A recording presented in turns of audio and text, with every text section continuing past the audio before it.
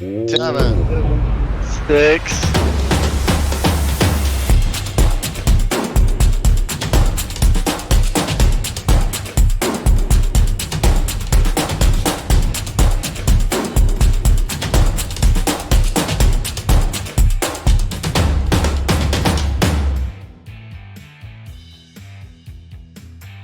What's up, you guys? Welcome to Layin Ropes. I am off camera. What the hell? Good start. What's up, you guys? My name is Raptor. I am the host of Layin Ropes, the premium woods ball / scenario ball paintball podcast. We are playing this live on Twitch. I want to thank everybody who's watching so far for joining us. And oh geez, that's popping. I got my co-host over here, TC. Firestorm. We're playing this live on Twitch. Can you guys hear that? Thank everybody who's all right. So we got TC live on stream. Oh, geez. What's up, TC? How you doing?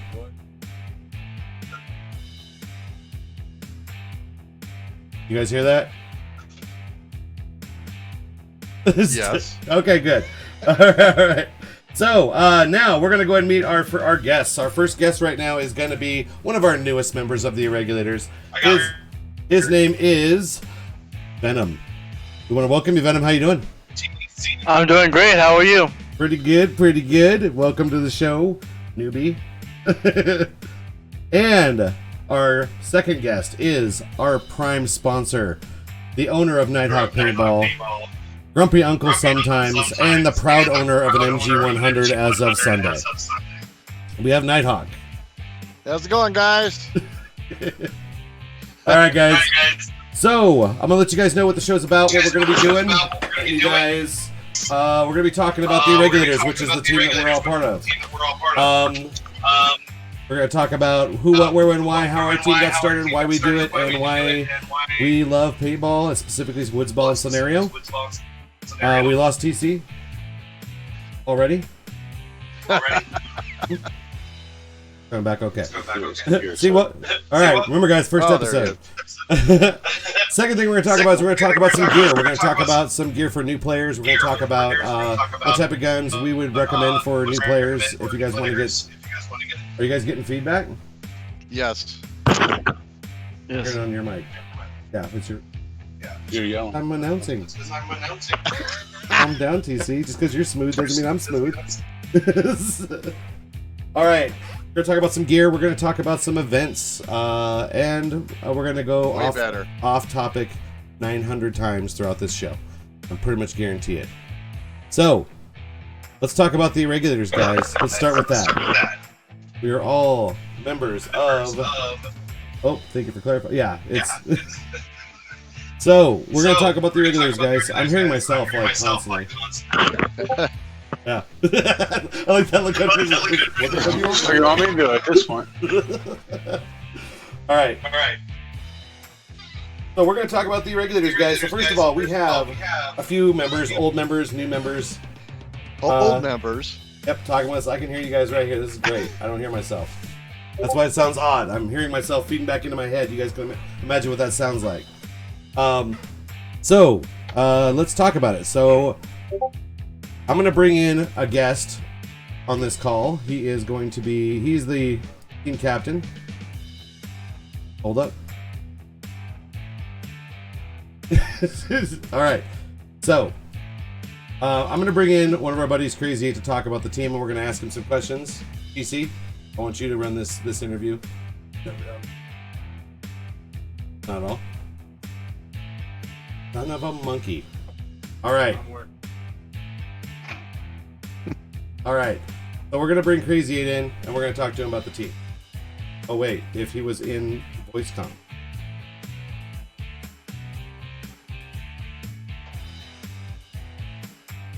If he was in. Yes, if he was in, I would pull him in. All right. So we're going to talk about the Irregulators. So Dale, TC, Venom. Can't even hear TC. Are you drinking a margarita right now?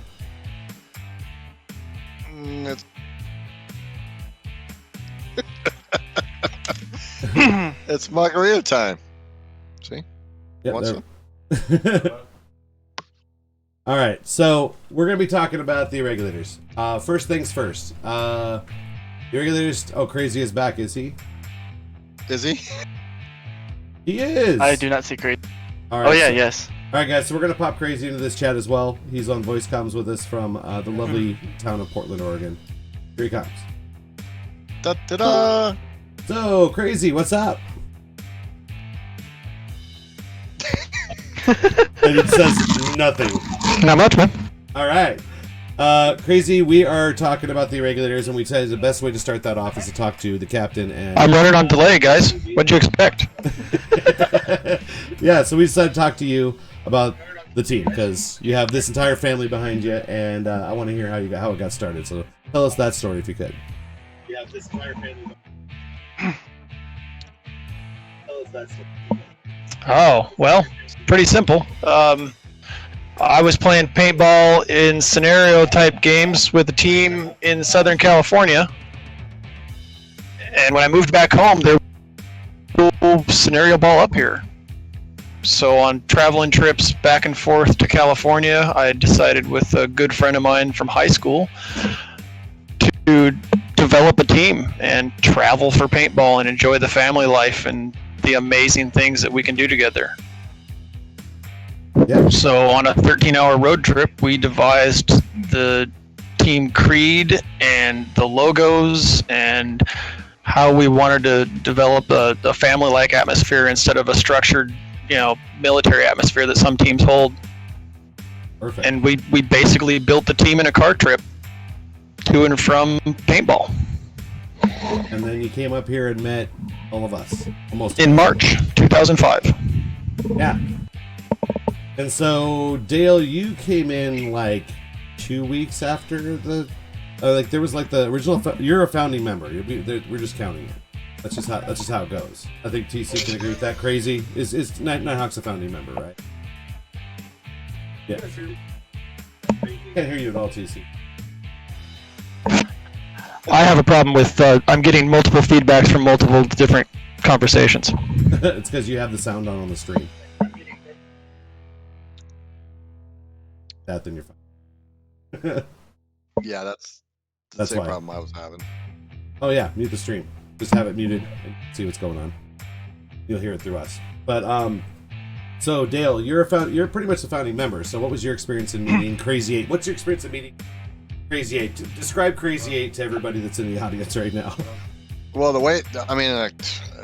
first time I met Crazy 8, I was actually doing games once a month, and of course I had no idea what I was doing. I was just like, I just want to play, and I figured once a month was enough time to, the people save enough money, and I was basically kind of in my pants. I had no idea what I was doing, but I knew how to organize, throw flyers out at the local paintball places, and before I know it, I had 100 players at my mom's place. Well, then kind of got kicked out of that a little bit. We bounced around, and then all of a sudden, I was playing a game on state land, and I saw this guy comes up, gets out of the car, and he's got a cape on and a gun. And I was like, "Who is this guy?" It's like, okay, and from that moment on, it just clicked. He's like, "Hey, you." I'm going, "Yeah, that'd be nice, but I have no idea what I'm doing." And he basically told me his background, and we just kind of all clicked together, and boom, before I know it, he just like took me under his wing and showed me the whole life of scenario paintball that I did not even know existed. And then, Yeah, that was a couple months after we started. yeah, I was just like, He's very close after we. You're a founding member, man. To me, the founding members were the people who played at Walk in the Wild. yeah, I agree so I with wasn't that. there. So I'll tell. And that was Raptor and Third Eye, an Innocent Little Flower, Philo, Squeaks, yeah, that guy, Junior, myself, Timber Tiger, Serenity, Tone, and I can't remember Tone's girlfriend's name, Nadia. Yep. And then And then the kids, Crunchy and Boots. Crunchy and Boots. Yep. Yeah, those are your spawn. They're they're pretty much raised in paintball. And so what I'm gonna do is we're each gonna tell our story and how we met Crazy 8, because Crazy 8, we can truthfully say you're probably the most unique person we've ever. And I'm gonna go to Gator next / Venom. So Venom, I want you to tell me the story about when you first met Crazy and how you heard about the Irregulators and what your impression is as a new, like you're fresh, right? Yes. How were you told about the Irregulators? What was your impression? Hello. Yep, well, we can hear you. Had to yell into the mic though. Can y'all hear me now? Okay, hold on. I think TC wants to go next. Jesus. I finally got the mic to work. Now we're in business. Well, on the screen he is Venom instead of me. Dude, you got me and Venom flipped on the thing. That's because you popped out, man. It's all right. We can switch you. Well, I'm back in the game now, and crazy is crazy, but. Okay, so we're gonna go back to Venom, which by the way, Venom is now Firestorm for this second. Firestorm, you're Venom. So Venom, like I said, I want to hear your impressions of, first of all, how you met Crazy 8, when you first met Crazy 8, how you heard about the team, why you wanted to be on the team, and what it's like to be on the team.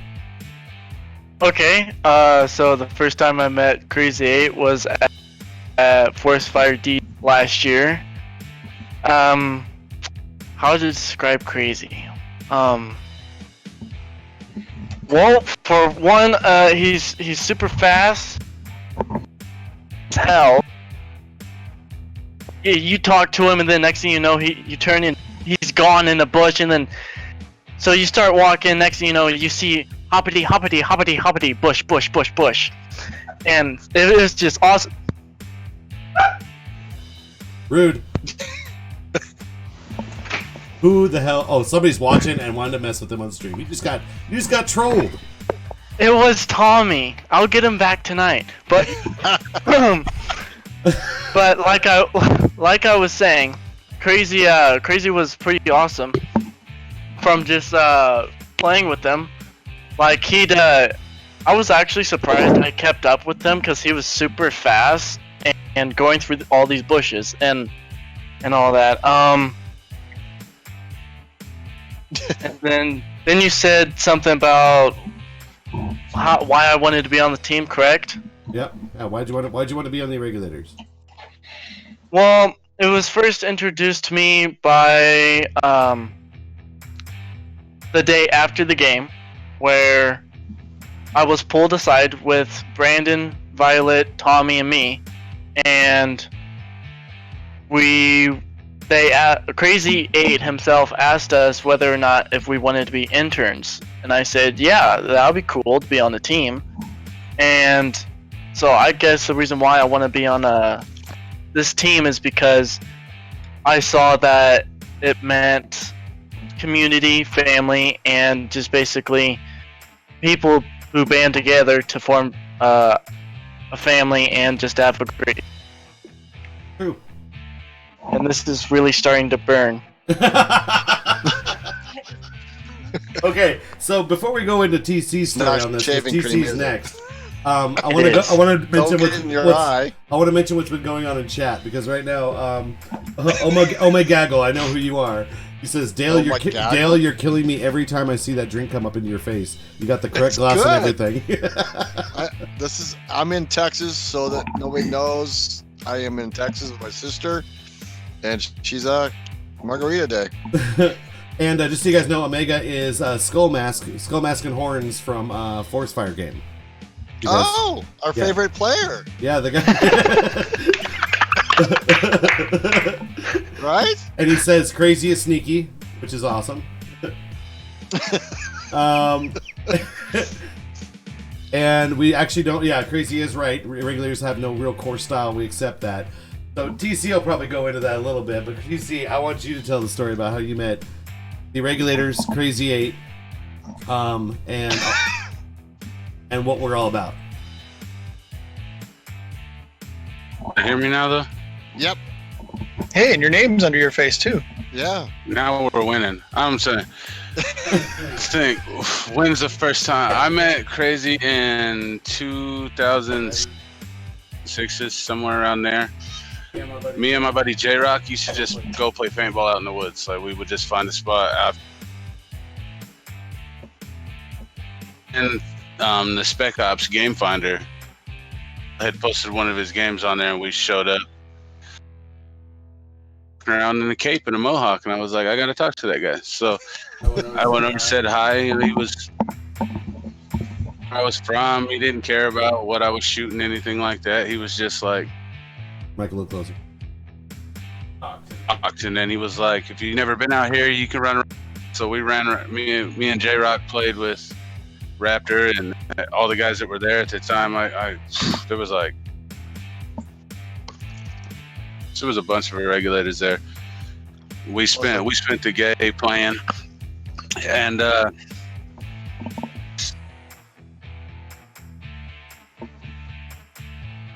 but nobody was being overly competitive with each other. You know, it was supportive. I knew right then I wanted to be on the team. You know, Especially when you worked your butt off on a 2-story building, 3-story building. yeah, that was. I mean, it was more of a shake because I was so scared. But it's not just Aaron. Like everybody that had Dale's Field was just welcoming. Nobody cared what you were shooting. Nobody cared how you were dressed. Nobody, like, it was just, let's have fun, play some paintball, you know, and No. did that. Here, hold up it might be the cable. No. Move it up. Move close. Nope. You still can't hear me? I can hear you fine. All right. It's kind of my initial. In a while, but that was what initially brought me to go talk to him. It was like, guys, I can't remember what color his mohawk was back then. That was a long time ago. I wanted it was purple or pink, most likely, maybe green. Oh, you want to? Oh God, Omega, really? Okay, you just said in chat. Can we see like 10 seconds of you guys doing the Brady Bunch, where you look up and down at each other? Hold on, where we at? Okay, I gotta look down to see Dale. Dale, you're yeah. You gotta look. Hey, what's up? Hey, look at that guy. Got TC. Oh wait, I'm backwards. So if I look to the left or right, which side's okay? Damn it, Omega. Yeah, it's like this side's like you got us that. all sideways. And stuff. You got it all started backwards. We could try that. It's got to take a lot more coordination. Let's we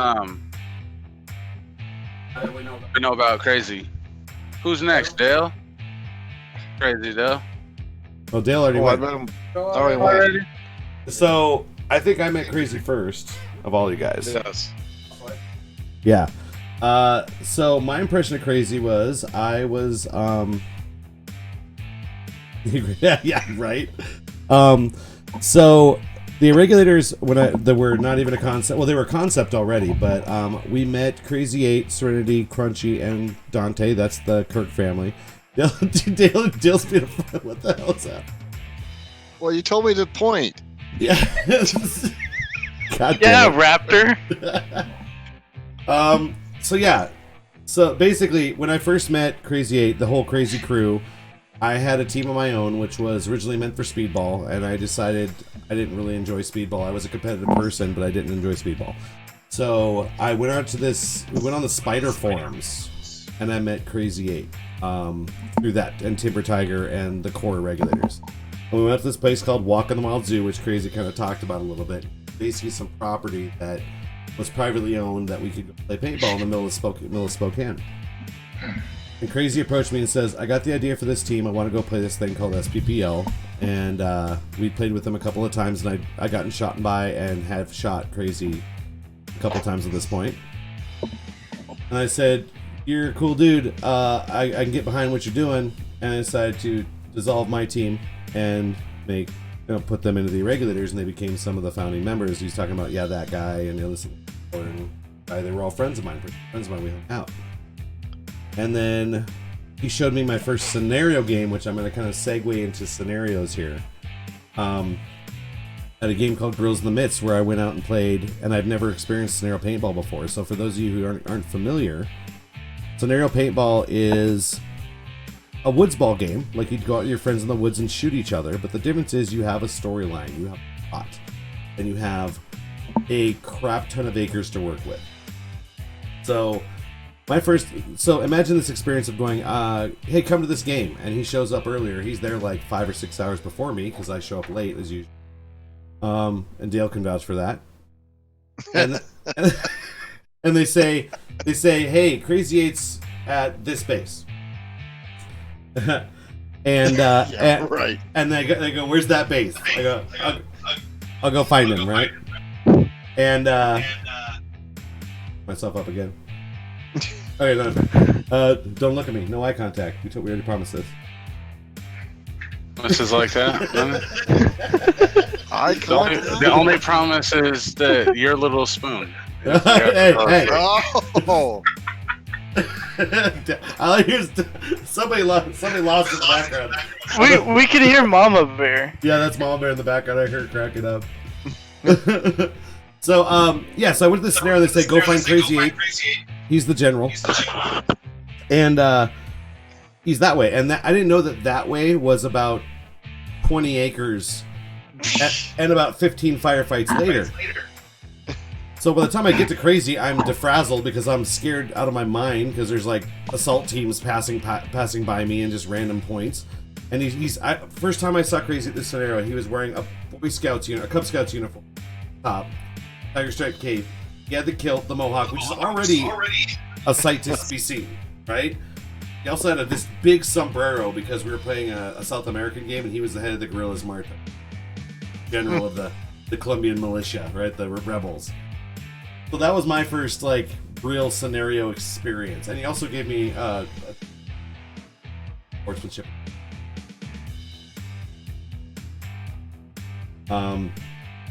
So yeah, that's kind of the description of what a scenario is. It goes on for an entire weekend, sometimes multiple days, sometimes a lot of night games, and yeah, that was 2005-ish, I think.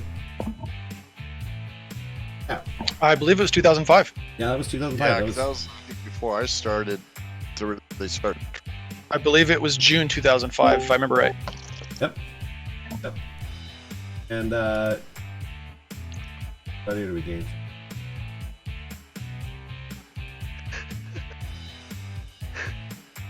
Who's laughing? Oh, we got Grim. He's an admin. Gator. He's fine. All right. Gator's laughing. Yeah. I was like, who's in our chat? Who's in our chat right now? Also, I think the reason why it's popping is because I'm loud, and I think if anybody knows me, they know I'm going to be loud, so I'm going to go like straight up close to the mic right now. There's a person named #Grim in our columns. He's our admin. Oh. He's an admin. He's there for your safety. Yeah. He's there for your safety. Just go with it, Gator. Jesus. Yeah. Just don't mind a hand on your ass. Mine, don't say anything. Keep it to yourself. Yeah, so let's talk about Dale since he's here, and he's also, you know, the first sponsor on the show. I want to talk about him a little bit. Let's see, because Dale's also a core member. Like, he's not just a core member. He's like, we have a field because of this guy. I want to talk about him a little bit. And Crazy, you were the first one to approach him. The best field in the Northwest because of him. Yeah. Yeah, no, I approached Dale because of what he was doing on his own, man. It was wild. Friggin', I literally have an intern yelling at me through the window of my house. Oh, fucking sweet. I need him. Which intern? Jake. Get in here. Get inside. Hey, if you're gonna look in the window, bring me a Mountain Dew when you come in here. Intern! Intern! All right, dude.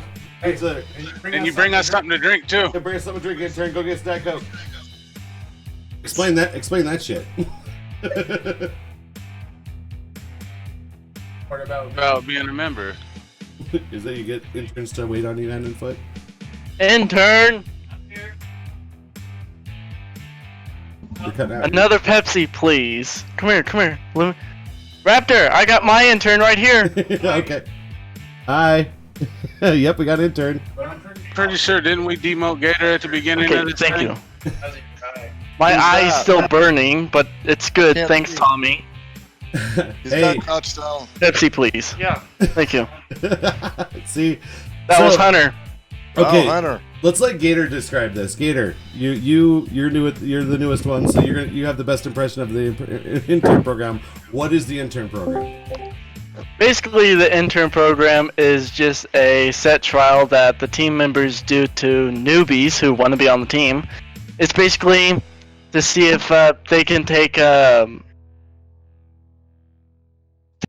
jokes and like basically take shit and laugh about it. That's all it really is. Like, I don't know how or why it took you guys years or longer to become full team members when it took me just 3 months. Well, TC never got out of it. Calm down, sir. That's because your dad has the field, and we're trying to make room for some new people. And you didn't move to California numerous times. But you hear this guy? I can't hear all my laughter. He's fucking demoted. Like, he's going back to intern status. So Serenity fell out of her chair. Crazy, if you could stop laughing for half a second, I want you to explain TC's situation to me. TC, I need some more light on your face. I can see you smile. How long was TC an intern? Is he still an intern? I thought he was. Didn't he say that he got in like 2007 is when he met me? We brought him in like shortly after we met a couple games and asked him to join the team as an intern, him and J-Rock, and they promptly said yes, it would be lovely, and then they fucking jumped on a plane and jumped out of a plane into some forest fire somewhere, didn't come back for like 6 years. It wasn't 6 years. I mean, I came in and out. Okay, 16. What's the difference? Hey, here's the deal. Yeah. And he just came back, and nobody wanted to, keep torturing him anymore. We were done with it. We moved on. So he just sort of slid under the radar. Perspective here. I became an intern with like the first big group of interns. It was me and Iceman and Jenny and J-Rock and Mama Raptor. Like when we had the old forums and stuff. That was a long time ago. Put it in perspective, Gator was still shit in yellow. Like somebody was probably wiping him still. It was not me. Apparently there's a... Tommy's... Sorry. Tommy. That's okay. And It was definitely shit in yellow. Be my dry ice. Be my dry ice fog machine. Tommy is so fired. Yeah, go get yours. It's got fatter clouds. Really being photobombed on the first episode. That's happening. Yep. Not a sponsor. Not a sponsor. Hey, light a smoke behind him, Tommy. Guys, we don't sell out here on this stream. We're not looking for sponsors. Excuse me for. Fucking guy. Refreshing.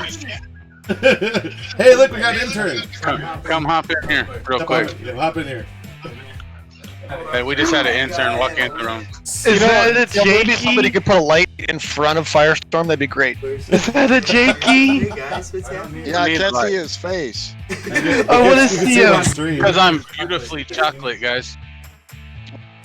Well, you need to smile more because I can't see your face. You need to see my face. I'm trying. All we see is just It's his happening, left guys. man boob. That's all we If see. there's a contrast between my beauty and what Raptor's bringing to the table, like it's gonna Well, throw off that's the true. whole. Yeah, because you're in shadow. We can't see. It's way to view ugly. I fall off. Twitch friendly, folks. Twitch friendly. This is the first episode. We'll work on the lighting later. I'll get my powder and all that. Yes. So we have a Tommy photobomb and a Jake photobomb. It's great.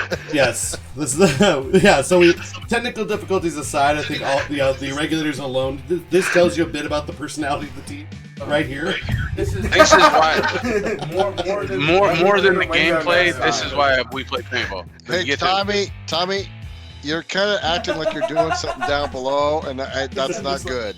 He says you're kind of acting like you're doing something very awkward down below. If you know what I So mean. Gator turns around to face him. Great. That is not Yeah, with included Gator in one of nuggets. the. That is not included in the intern duties. In my room too. Cerny's gonna pee herself. Okay. So- He's literally he's playing with gator nuggets right now. The little, like, I love the fact that we have a little laugh in the background. That's Serenity, just in the background of Crazy's comms. Just doesn't stop. Just her losing her shit in the background is so funny.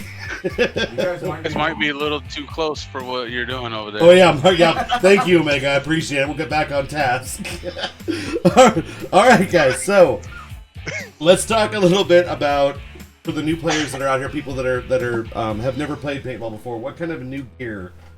We're gonna talk about gear. What gear would you recommend? Hey, I'm a guy who has never been out to the paintball field before. I'm gonna go buy a gun so I can get into it. What would you guys recommend? Let's start with Dale. Holy cow. Basically, I mean, most of the stuff for our rentals are 98s. So it would be. That's Who sneezed? What was that? Oh, sorry. Tommy switched positions Gator and he's finally very finished. close Don't to my say it like thigh. that. Don't say it like that. Oh my god, don't say it like that. Gator finished. Gator, you just became a meme. Oh my Oh god. Making O faces over here. Tommy, satisfy him? What? He said, "Are you satisfying me?" More ways than one, I guess. I don't know. I would. He's not satisfied. Tommy, get back down there. Firestorm says, "I'm not satisfied." You mean get back? You ain't done yet. Dad says you're not done yet. Oh. Okay, And the so bad thing is, they're in my room. Okay, back on track. yeah, that got yeah. Jesus Christ. What? We went from 98s to hand Something jobs else. somehow. I don't know. How that works. Okay. I don't know if it was a hand job, but I think it's more hand. So that's not the gear we want for a new player. No, Okay. not a hand job. Basically, I would say, I mean, you can get 98s fairly cheap out there, and they're pretty much the best beginner gun. But, for most people, you need to start somewhere. 98s, everybody has parts for them. They're easy to maintain. But, once you get done trying a 98 out, Right. try different guns. Ask people. There's a lot of new technology coming out right now, and one of them is the MG100. There's also the E-Techs that are just all mechanical, but they're just really simple. That's the EMEC. EMEC. Sorry, EMEC. EM. But it's basically based off the. It's a predecessor of the Platform. MG100, which is a first strike capable gun or marker. I should It's say. not paintball though. That's right. It does shoot paintballs though. Say anything. But first strike round's not a paintball. Well, you can put a hopper on it and still shoot paintballs. I know. I'm just playing. So okay, we'll If you can. get into the MG100 in a second because we have a small video that me and Dale made of the unboxing of the MG100, and then we'll get Dale's first-hand impression of that gun. So let's talk to TC. I'm hearing every second of you. Yeah. Well, quit screaming, Raptor. Like we're right here. I'm right here, man. I'm just talking normal. Dude, man. All right. What's So you want my perspective? yeah, new player. Like let's say you're Jake. Jake's a brand new paintballer. He's never played paintball in his life ever. Doesn't have a gun at all. Marker. I agree with Dale. I don't necessarily say it's a 98 you got to go get, but I do believe you should start. I believe in a progression. Like you should start low, whether that's a pump or some kind of mechanical gun, and then control and learn how to move, do those things, and then if you want to step into an electro class gun, something with a higher rate of fire, when you get to that point, you know how to shoot, you know how to play lines, you're not going to overshoot a kid on accident. So when you get into this, mommy bought me a $1,200 gun that can throw 20 balls per second out the box, but you have no idea how to play the game, that's an entirely different conversation. So note to self: if you do overshoot a kid, that thing that's happening in the background of Venom's camera is what happens. He cannot hear me right now either. I can hear you, Raptor. Yeah, you can hear me, but he can't. Tommy can't. He's over there playing Flip Show behind you. They say you're playing Flip Show behind me. I like it. He's actually promoting. I like that. Thank you. So, CCI Phantom was a great start. Yes, that is true. Ransom, who's that guy? I know who Ransom is. I know who Ransom is. Now, you want to see... Okay, so somebody just said in chat. Let's see it. MG100, let's see it. Let's show them the unboxing, guys. How do you feel about that? I don't know. Oh man, now we're pandering to the audience. I know. I think they need to... Pander to somebody. Calm down. I think they need to follow, share, and subscribe, and like, and maybe check out the Patreon. That's just what I think. Before they could get the goods of the 100. They spend a lot of time on it. Guys feel about it? Yeah, what do you think? Let's go ahead and show it to them. Alright. I mean, there's a lot of videos out there now on it, but it's Well- a pretty amazing gun. Ours is better, Dale. Ours is better, Dale. Here we go. Here we go, guys. Here it comes. Ours is way better.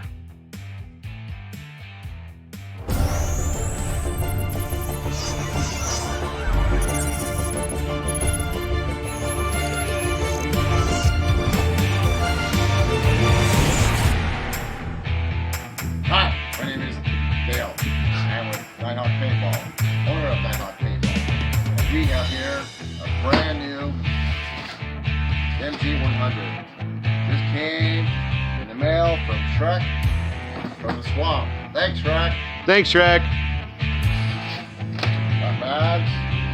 And this is a T15 for comparison. Has not been opened up yet. So, let's take a gander on what this is all about. Hello. Hello. Ooh, check this baby out. Oh my god. Wow. That thing looks brutal. Yeah, I'm liking it. That release down here. Oh, I see. Yep. Ah, pretty cool. He's a beast. Pull that down. Right out. Pull it right out. I don't know how many rounds that's supposed to hold. I'm assuming 5. Maybe. So this up here you can switch out to put actual hopper on it. So you can switch it over. This might be the blank. Yeah, this is the blank you can put the hopper in. Okay, so that's what it is. Oh, I see. So this is the blank cartridge, and then you put your round ball hopper on it. 20 round mags. These are pretty big. Oh, double stack. Cool. So what I'm gonna do is pull this out. Ooh, Ooh. nice. Look at that. So what's the difference between the MG100 and any other mag-fed gun? Basically, it's got the new technology of the valve system inside, and it's not like a bolt action like the kind of like a Spider clone would Okay. be. So basically, it would have a bolt, kind of like an 88, basically. Yeah. You know, a sear trigger. This is actually a whole valve body that's built into this. Oh, okay. All new stuff. So there's really no bolt that actually slides forward to send it out. You know, that's probably Yeah. helpful. Yes. It's pretty thick. You should just throw that away right now. Yeah. Oh, Barrel different bag? springs, barrel bag. Oh, that's good. An extra barrel bag. Yep. Must be different springs. Oh, look at this. These. What are those for? Oh, These actually switch out. So this is set up for round ball. See, round? mm-hmm. This is actually set up for first strike. So that you basically take this apart, you put this in, and then your first strikes sit in better and they won't break. Oh, okay. Way better. Way better design. So it's like the ultimate Yes. first strike Yes. mag-fed gun, basically. So what we're going to do is we're going to come over here. This is a T15. New in the box. So I'm going to grab this mag. So the T15s, the only problem what they have is they have this style. And sometimes this is actually for round ball and first strike. And sometimes if you don't lubricate this, keep it clean, a lot of times people put silicone. These will get jammed up and it'll actually break your first strikes even. They will feed in wrong. But the idea is this will cradle your first strike in so you'll never break and they feed better. So will that work in that mag, or will it only work in these? No. These are basically meant for these. So that's kind of the new design of the MG 100s, is they figured it out, the feed problems. Here's your other mag. This is a 100 round mag. You get 100. Look at that. Oh, okay. So this mag holds 100, or sorry, 10. This holds 20. So 10, 10. Oh, 5 on each side. And this is 20, 20. So that's the difference in size. Jesus. Yeah. Well, that means I have to shoot more at these MagFed guys if they're running that. But it's funny, it's just die tactical. Because basically die mags will fit in this gun. That's what they're basically based on. We'll get this aired up, and then we'll test a few shots on some first strikes. We'll get back to you in a second on that. All right, quick break.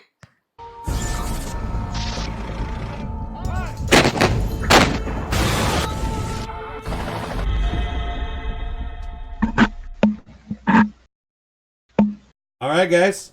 So that was the unboxing for the video. And now we have Dale here, who is played with it, because I got shot by him a couple of times with it on Sunday. So, Dale, I want you to tell us, chronoed it, you played with it. What do you think of the MG100? Well, I have to say, it is lightweight. It almost plays like the old Ion with the body kit of the Spec Ops. And realize it's no batteries. It's all mechanical. And I put just a regular hopper on it, a 200 round gravity right off one of my rentals, and took it out and played a couple, 7-on-7 games, and it shot great. Never broke a ball. I was shooting graffiti. I stuck it out the Colonel station. It was only plus or minus 5 feet per second, which is amazing. And the trigger pull, I mean, you can actually, shoot it pretty fast for what it is. And the only drawback was because it had a gravity fed, it would misfeed balls because the gravity fed would balls down, especially if you're shooting on sideways and stuff like that. Never broke a ball. Hey, Lady Firestorm 02, thanks for the follow. I'm sorry about that. No worries. But so what'd you think? My wife just jumped on here. Yeah. Did you miss all the funny shit, or was she here? I don't know. God damn it. We got more funny shit to come. It's all right. So yeah, I mean, I got to see it too, and I mean, I'm not a first strike guy. I don't like tactical guns for the most part. I'm more of a speed guy. And you shoot an auto mag. Yeah, right. Speed and mag don't go together. Yeah, they do. Oh, who just followed again? Hold on, we got another follow.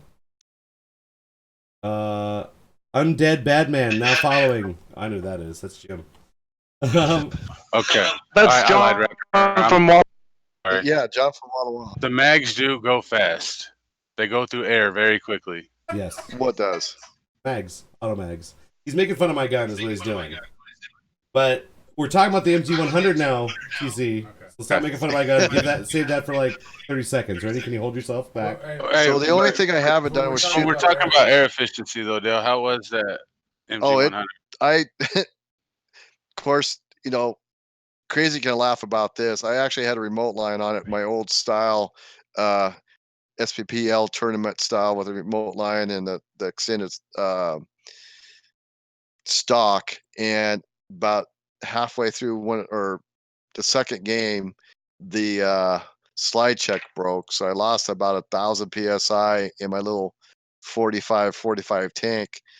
And so I had a little bit less than 2,000 PSI, and I played 2 more games and it only dropped about 1,000 PSI.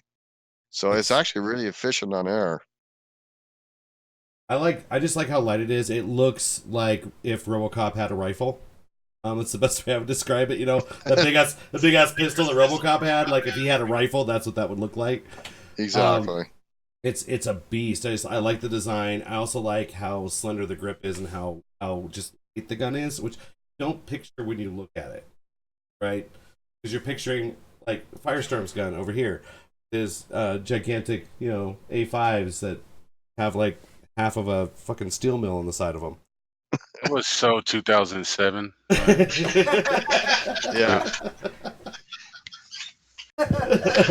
that is true. But what's cool about the MG100, you could actually short take the front part and make it shorter. Taking a snap barrel. So yeah, you can make a stubby out of it. It'll be interesting to see what all the accessories come out for that thing. Yeah. Well, they got Be body ridiculous. kits coming out with them already.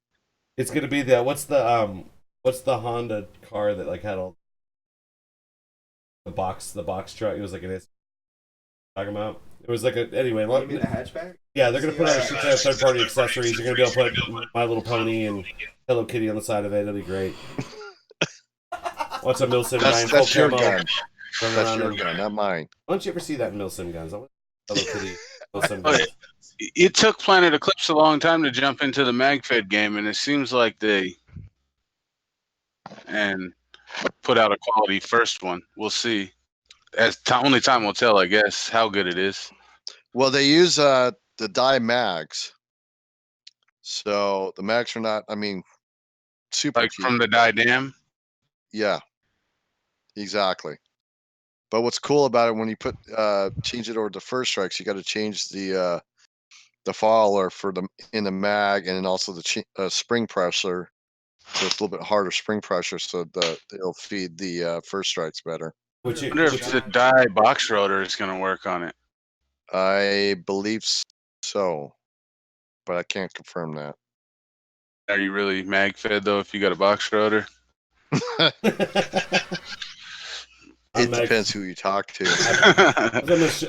I shoved a bunch of first strikes into a Halo once, and I was like, "Why isn't this working?" I know why. For those of you who haven't played paintball, that was a really funny joke. It was a the Halo's batteries were dead probably, and first strikes aren't paintballs. That's probably why the your box mag rotor wasn't requires working Bluetooth. Is that what you said? Because your batteries were so dead, Matt. I just didn't have a body left over because I broke so many Halo hoppers. That's what I was saying. If it was a Halo, you fell and broke it at some point. Yeah, so let's talk about events, guys. Now, first of all, we're going to talk about some stuff that's coming up.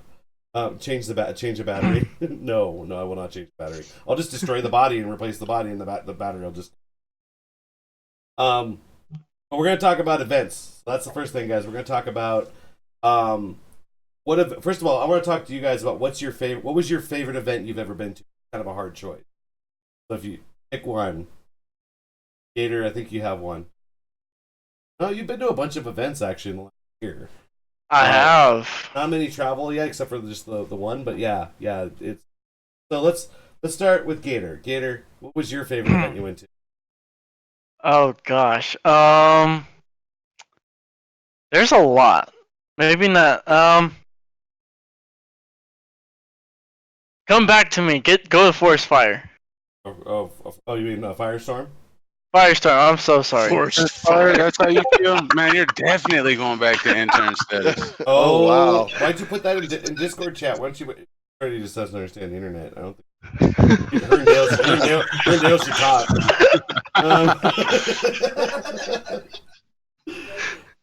So let's talk about Firestorm. Firestorm, you have how long have you? Okay, when did you start going to travel events, and what's your favorite one?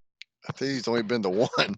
I've only gone to a few. Like I think the first big scenario I went to was the Underworld game when we all went down there. I don't know if that was my favorite, but it was a good game. Like we were one of the TAW events, and it was at the Lebanon field. Was it Lebanon? 2008. Lebanon, wasn't it? Yeah. 2008. Yep. Okay, so talking about TAW, bring that for the view. It was a scenario production company that ran for 6 years there. They were putting on events, maybe A little longer. A lot longer, probably. Yeah, I don't know. That I remember. I remember in the early 2000s into the mid 2000s. It was kind of they were the only game really in town for scenario stuff. A lot of the Lebanon field, and there was a couple. There was another field in Oregon We too. I did one can't remember. here. Malala. There was Malala, and there was Lebanon. And we did one at Dalesfield. Yep. That was like Big 2-day. Final battle. Had a night game usually. We were shooting the glow in dark paint. What actual gameplay itself, man? Traveling is more of an experience, just being with the team, right? Like we're camping, drinking a lot of mead. Maybe we may or may not make it to the safety briefing. But he's gonna puke. I mean, but it was always a good time. Hold on. Let's see who has a story. Oh, he's got tweets set up out there. Okay, gotcha. TAW. Like I think for the people that have been playing since early days of the Irregulators in general scenario, TAW's got a fond place in all of our hearts. I think the trips down, TC and I have a couple hilarious stories making fun of Zach, Crazy Son. Oh yeah. All the way down. That was pretty funny. The talk radio on the way back. Yeah, Dale rode in the car with me for like 8.5 hours on the way back, or however long it was. Oh, hold on, real quick. I do want to say though, before we move on to TAW, probably my favorite. That was like the funnest game. You cut out all the title of the game, so it was like was probably my favorite. Oh, Tiki Mountain Mojo was that Nitehawk? I Yep. think Aaron and Serenity put that one on. Yeah, that was an Ask Scenario production. That one was phenomenal. Everybody was dressed up. Just the amount of time and that was put into the detail of the props, and it's just a great game. If you were there, you know. If you don't know, you just missed out. Like, we go find some pictures somewhere because we had a great time with that one. Mm-hmm. Hawaiian Warlord he took it to the 19th level with his outfits. Game, like. I remember that game. That was really good. Was that the one where he got in the Wolverine outfit, or was that a different one? No. There was one that he was in the Wolverine outfit and he held off like the entire like flank. Like somebody tried to run past him to get a flag from point A to point B, and in between point A and point B was Hawaiian Warlord in a yellow and black Wolverine costume. That might have been an Armed Forces game. Yeah, he didn't have a gun. Yeah, but so yeah, Tiki Mountain Mojo was good. And a lot of the games at Nitehawks, that's part of Crazy bringing scenario. AI Wars was a good one too. That was AI Wars was Savior 6 AI Wars. That was a TAW one though, wasn't it? Yeah, that was the TAW event that we did up there. Yeah, and that was the one where you built the radio. That was also a joint project between Ask and TAW. Yep. Basically, I wrote and produced the entire game, and TAW came up and helped me with logistics. A fun game too. No, but Tommy smeared that on my face. We'll go into some stuff in a little while. I don't want to like spoil it, but we're trying to get back to having some competitive scenario paintball at Nitehawk. So yeah, we'll get that in a little bit. And so Dale, for you, what was your favorite game? I think the one that we did was it Area 51 or what was the one in Bremerton? That's Area 51. Yeah, that was. Was that when the alien baby was born? Yes, it was. Yes. And for everybody who doesn't know, I like their field. That's Northwest Paintball Park in Bremerton, Washington. Yep. I want to pimp them out. That they're really great. We have a couple of friends that still play over there and are ref. Yeah, Area 51 was a great game. I was XO of that game. Yep. I think the that night game was like one of our best and most funniest time that I think most of the members remember playing that game. I had to give myself. It like just 100 had a lot of points in side antics, and it just had a lot of course, Matt was CEO and somehow ended up getting the other team's radio, and that was hilarious. So, is that the one where Crazy pulled the Kaiser Soze and pulled the traitor on everybody? No, he wasn't a traitor in that one. Oh, I did. Do you want to clarify that statement? Don't say Raptor pitching a tent on top of mine, because that can be implied some way differently. So we. I have to say that is one of my favorite games. Also, Dale, you didn't even know this happened. I think your mic's picking me up again. You're yelling again. Sorry. So Dale, on the way back, you didn't know about this. You were on the ferry with Tiger Ghost. I think you're riding with Tiger Ghost back there. And you're sitting there like pondering the meaning of life, looking at the sea, like an old sailor, just watching. And right above you is a seagull that's like keeping pace. And I was like, that thing has got to shit on his head. Like it just has to. It never did. We were sitting there waiting for it to happen. We're like, there's me and Renegade, Bagman, yeah. So, nothing related to the game, by the way, guys. But yeah, so we ended up putting up our tent halfway on top of Crazy Insanities because we put it up in the dark. So there's half our tent up there with 4 dudes. And then I was XO that game, so I was running it, and sorry, not running it. Anyway, long story short, somebody handed me a radio and says I found this on the field. I said, "Whose is this?" And I hear Lady J's voice come over, and I know she's playing on the other army. So all you hear is, "Oh my God, we're all gonna die! We're the base is being taken over." I'm looking around and I'm like, I'm in our base, and our base is quiet. I'm like, oh my God, this is the enemies. Give me the name of somebody on the enemy team. Yep, Firestorm's mic is open. Yep. Fix it. So, there we go, it's better. Alright, so... Oh, I hear myself again. God damn it. Quit screaming and lean into your mic. You'll be fine. I'll just try help my mic right over here. It's like I get off camera when I'm on the mic. There we go. Okay. So I have the enemy radio, and I'm like, quick, give me the name of somebody on the enemy team. And it was Yoda. Yoda was a member of team. Team was it crazy? Triads. Yeah, the Triads. Triads. They were buddies of ours. And so I said, I just did the worst impression of Yoda I could ever hear on the radio. I said, this is Yoda. Tell me where you're at. And she's like, I'm on the right flank, right tape line. They're taking us. And so I get on the radio and I hear Crazy. And I'm like, Crazy, or you happen to be near the enemy base? And he's like, I'm on their left tape line, his left. And I'm like, well, I have the enemy radio. They're about to fall back in about 5 seconds. And I said, fall back to base 5. We have people waiting for you, which there's nobody waiting for them. And so they're like, okay, we're going to leave. And I said, but leave. This was it the science officer? I think it was the science officer. It was like one of the characters for the game. And I said, just leave him. We have plans for him. He's a trap. We'll get him assassinated or whatever. So they leave him, and I said, Crazy, they're going to leave. Jesus Christ. Fucking Mike. He's all covering it and everything. What the hell? All right, so Raptor, quit yelling. I'm not yelling. Shut up! Stop telling me to quit yelling. I'm gonna give you your own sound booth in a second, man. This is gonna happen. Put them in the bathroom. Long story short, I got like 70 points for what? I got like 70 points for stealing the enemy radio that I wrote myself. Just mission cards, espionage, me, and just fucked with the enemy team with the radio. Well, that was one of my favorite games. I'd have to say is Area 51. That was, and also the field's ground was so soft. And what about Crazy? Crazy, what about you? What's your favorite scenario?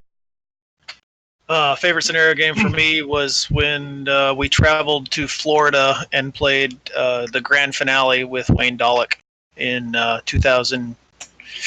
I don't remember, 2010, 11, something like that.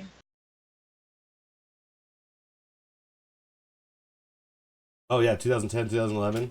And you were was that the one where we were playing on 2 separate coasts the same weekend? No, it was a little different one. No, this one we went down. Innocent Little Flower, Serenity, myself, and Boots went down and we played in Florida, and it was an amazing game, an amazing field, and got to play with the the grandfather of scenario paintball, the man who started it all, Wayne Dollick. And it was amazing to see how their operation ran and getting to play on a field that was so dedicated to that one aspect of paintball. And it was really worth the go.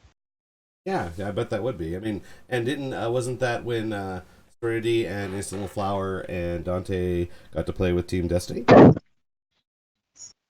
Yes, it was. And I do believe they won a most valuable team. Yeah. Oh, player. Most valuable player. Sorry. Like, no, we each have our own accomplishment. Yeah, I remember that. I wasn't there for that. I remember when you. What game was it that you played in Florida when I was in Oregon? So you called me and said, "Oh, it's 90 and humid," and I was in the snow. We were actually not playing. We went down for World Cup to visit a sponsor at the time, and got to go watch professional ballers run around and shoot each other on air bunkers. And we wandered around in superhero costumes and confused all the speedball players. I love doing that. It's always fun. That would have been the game that Firestorm was talking about. You guys went down the Underdark game or whatever it was. Underworld, Underdark. Yeah, there were no night elves at this game. Overworld, game on. Oh, yeah, game on, whatever it was. So yeah, that was the one where I think it was Seth that called me. He's like, hey, "It's like 90 and humid because they're in Florida, and we're in mid Oregon in October," and we're like, "Yeah, great, lovely for you. We're gonna go play paintball now." That's pretty cool. Why is it only picking up me, and then when you want to talk, it doesn't? You don't. It can't hear you at all.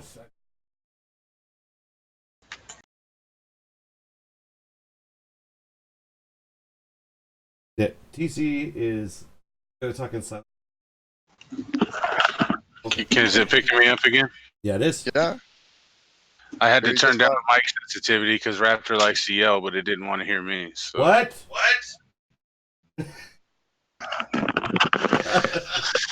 He's just gonna throw something at me eventually. Next time we're setting up in separate locations. What? You don't want to hang out with me? I love hanging out with you, buddy. So yeah, what I really wanted to do was I wanted to kind of pimp out some of the other fields, the events that are going on in the next month or so. But before we do that, we're gonna get TC's headset functioning first. Look at that! Look at that! Oh. Plugged in. Let's see. It isn't on. Button. Inside. You might have to plug it Slide in. up, drop it. Pull it down.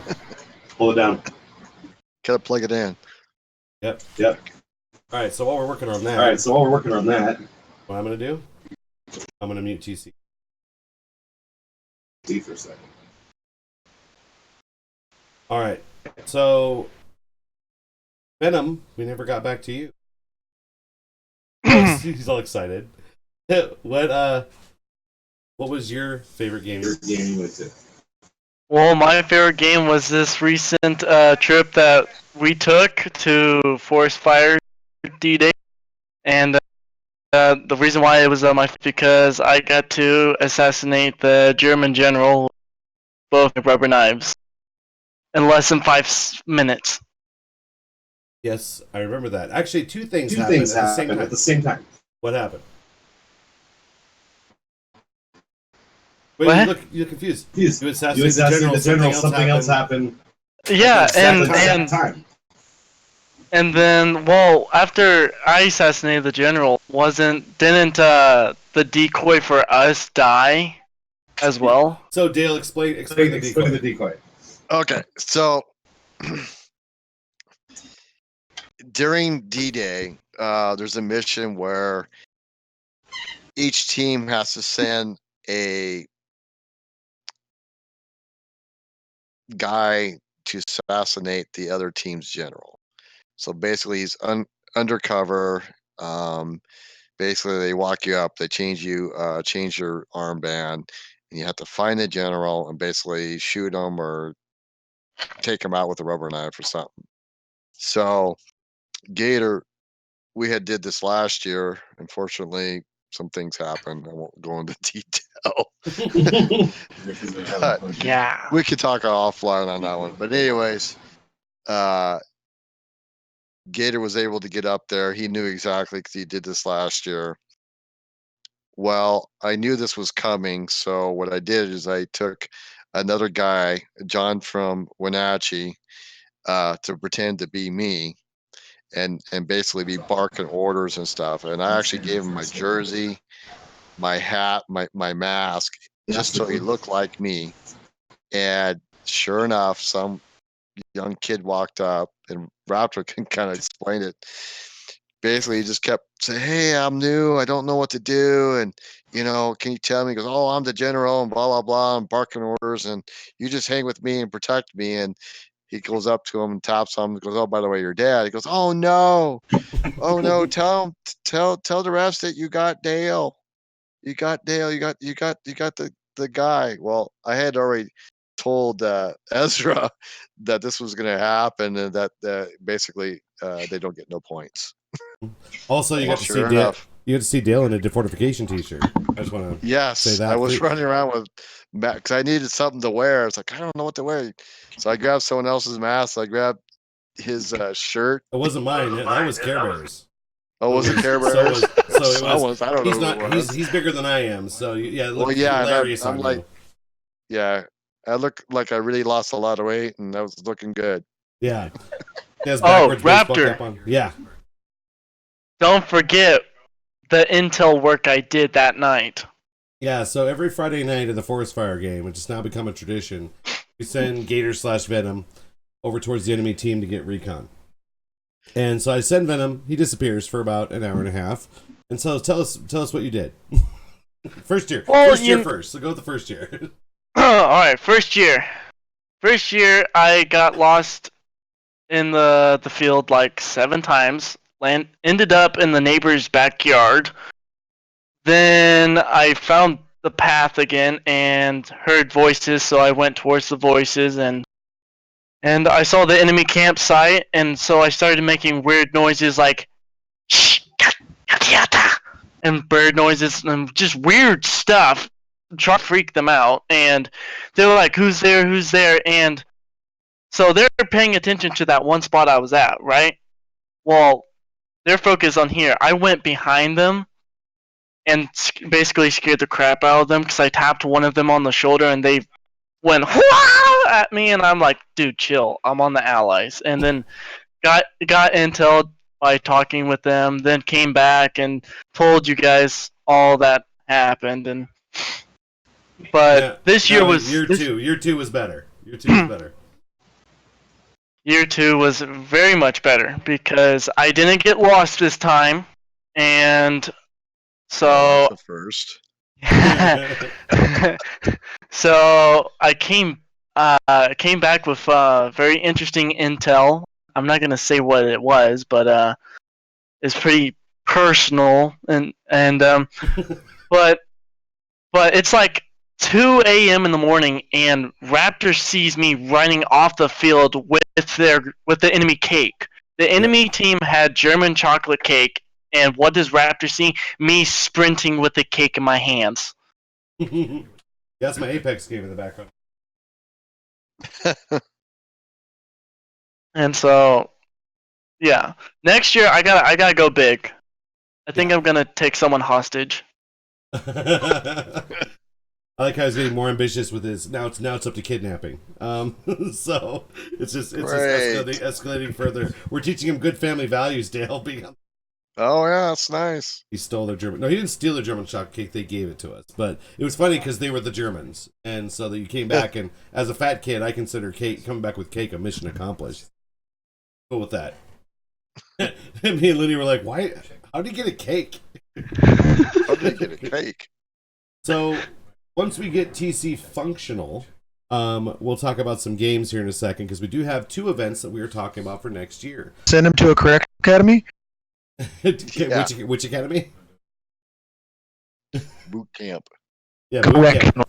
Yeah, correctional. Correctional. Yeah, so we have 2. We have 2 different events. He needs a smile. Oh, Raptor. Oh. Yeah. Raptor. I hear ya. So I'm looking in the chat right now, and Care Bear mentioned the love note that I made to the German general. Oh yeah, what did that say? So basically, as a spy, the refs give you what your target looks like, right? In reality, they don't even give you a picture of what the person's actually dressed up as. So you're going on basically weight, height. Yeah. So I have this picture in my hand, and I'm analyzing it, just peering into it, like almost soul gazing onto this paper.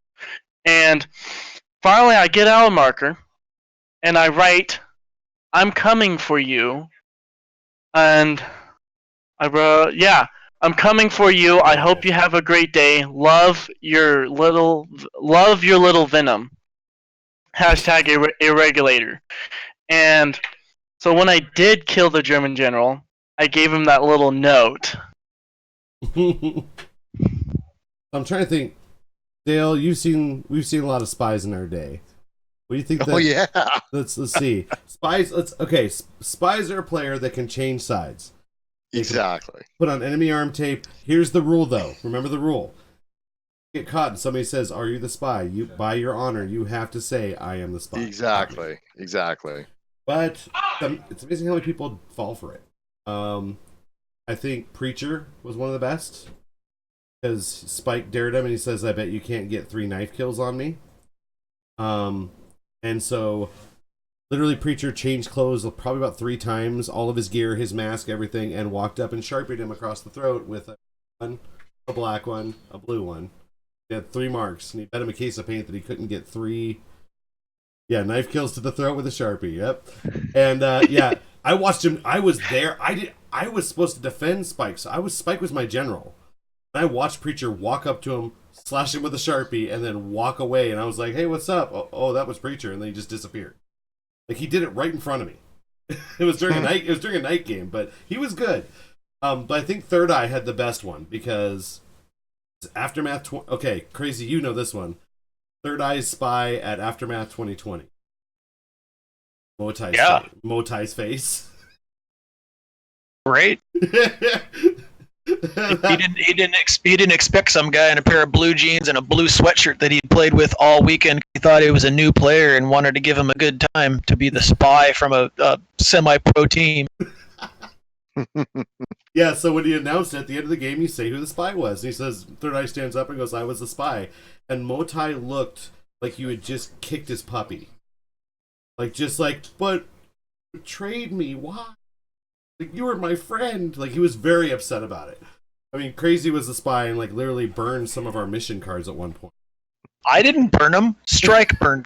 Strike burned up. Strike was XO for the other team before he was in a rig. And, he was my contact on my spy. Kept mission cards, and I Strike. Basically, he sat there at midnight, threw cards in the fire in front of our jet. Look at all these. Spy. Great. Yep. Yeah, that was. Yeah, so I mean, spies are probably one of the funnest parts. I've never played a spy. Like, the truth to say, I've never played a spy. I enjoyed the XO role. I've we got double pineapples. Double pineapples moment. Yep. Oh, you're back in. All right, so yeah, being a spy is very unique in scenarios. But TC, you with us? I'm in chat with you. I can hear you.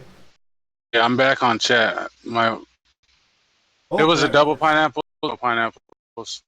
For those of you who don't know what that is, now we have to say what the word means. I'm bringing TC. Double pineapple. My body's in half. We're gonna shift for a second. Oh my gosh.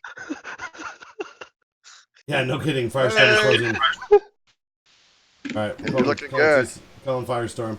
We can hear him though. So Firestorm. While we're waiting, and by the way, everything's gonna be a little shifted for a second while we get Firestorm back in the call. That's normal. No, don't freak out. You know what?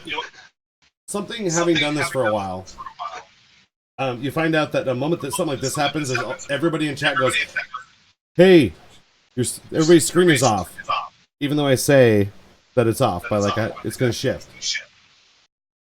I'm gonna go. Oh, by the way, hey, your screen's off. What? Dip down. Yeah, just dipped it. Yeah, there you go. Actually, you gotta step up. You're a little bit. Oh, there you go. It depends on which half you're looking. Okay. There you go. Crazy. That was legit. That was legitimately funny. I like that. That was great. Cameramen are generally spies. Yes, that is. That's true. That is true too. Shorty Bunny, I appreciate it. All right, so we got sort of a TC.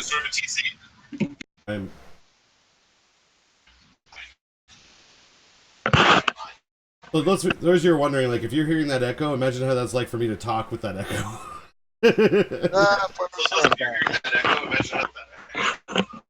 All right, Venom, we can crouch up. Yep. Go up. Now, back. Yeah, he's back. TC's back. So TC, before you disappear again into the mists of the internet, The abyss. tell us about what's going on at Nitehawk next year. Yeah, tell us. I want to know.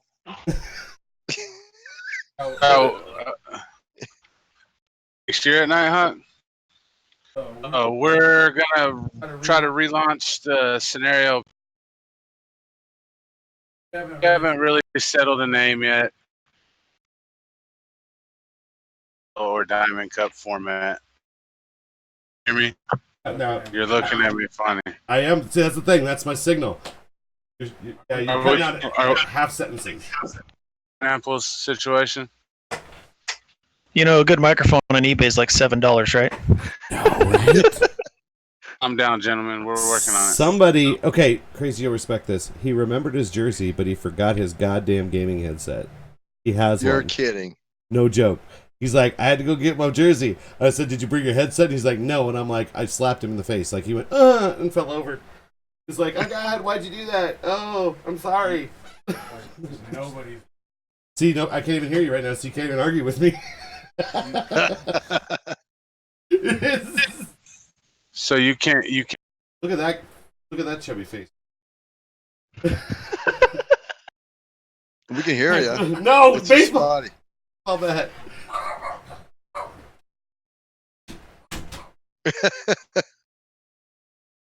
That's a knot.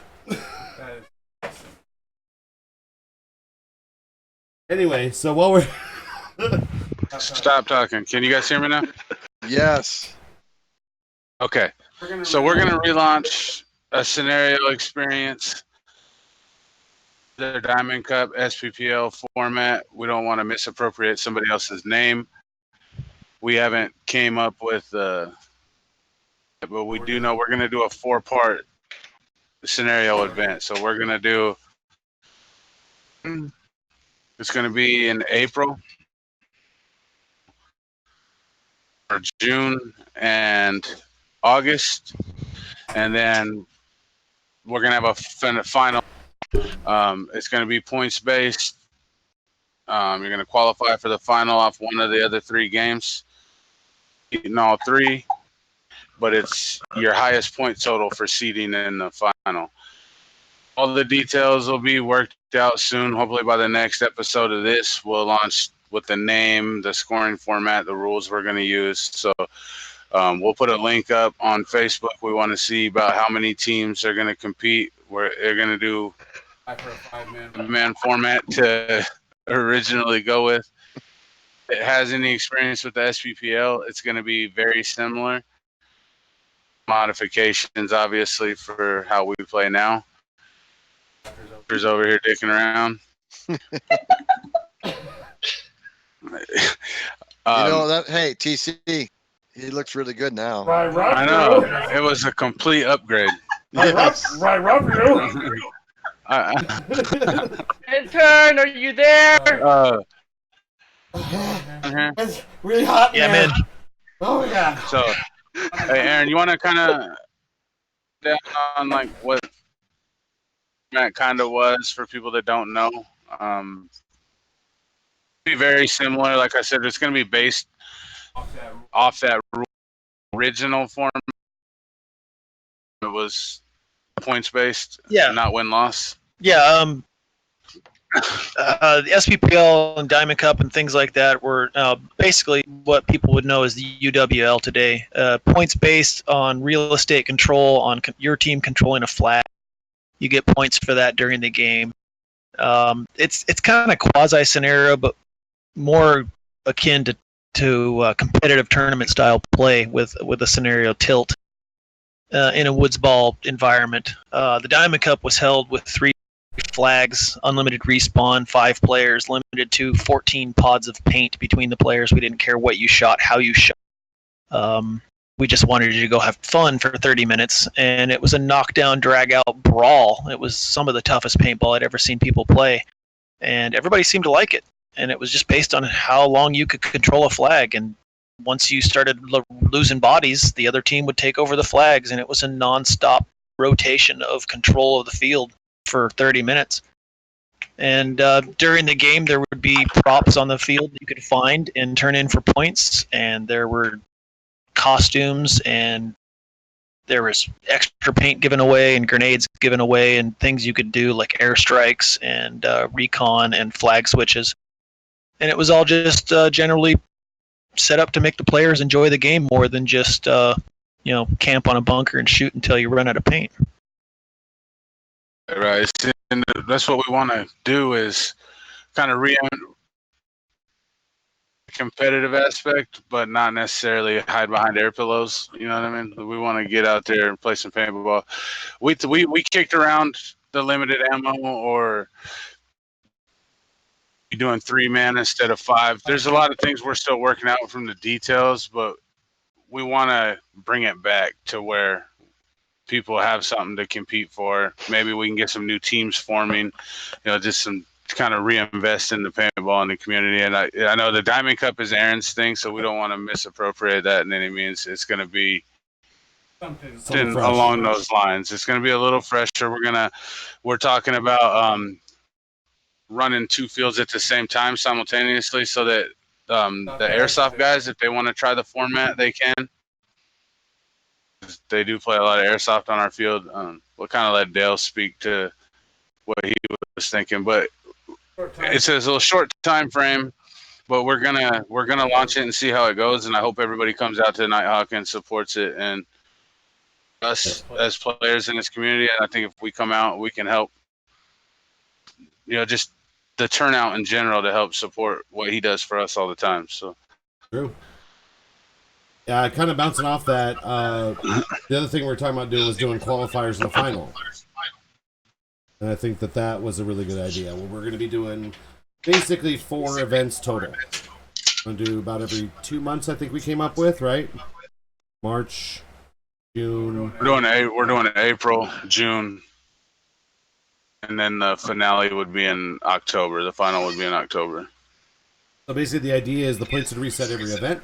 That means that you come in and play out the first event, you get 800 points. Is that what your team did? You're in 3rd place overall. Second event, you can come by. You can compete. You can't get a lower score. You're just competing for a higher score. And then eventually by the finals it all resets. So it's going to be a 3 qualifiers, 1 final event throughout the year. So the field in the final. So it'll be depending on how many teams. The first 3 events, the finale, the final could be the top 8 teams. It could be the top 4. Could be the top 12. It kind of just depends on how much interest we get.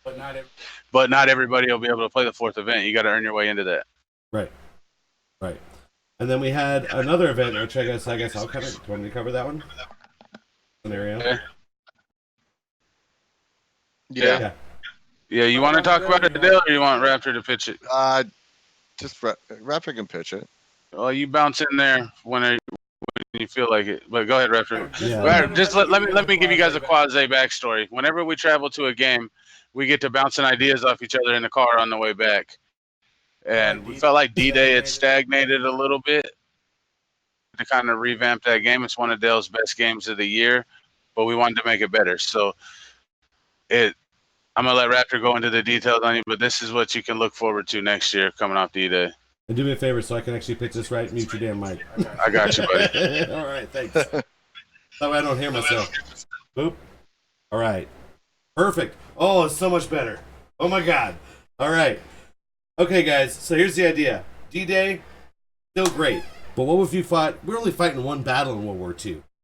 Screw that. I don't want to see just one movie about World War II. I'm going to go into full manic depression and watch all 4 movies about World War II. So let's start with Dunkirk. Dunkirk is a amazing movie, but how do you recreate that paintball? Well, glad you asked. I think we're going to go ahead and do a battle where you're running to the dropships. How do you feel about that? We're always going out of the dropships. What if you have to make it to them while you're getting shot in the ass by 2 enemy armies that are flanking you, running around the field to get to the dropship? So that's the first objective. And also you get perks for this. You can't chime in on this because your mic's muted, so it's funny.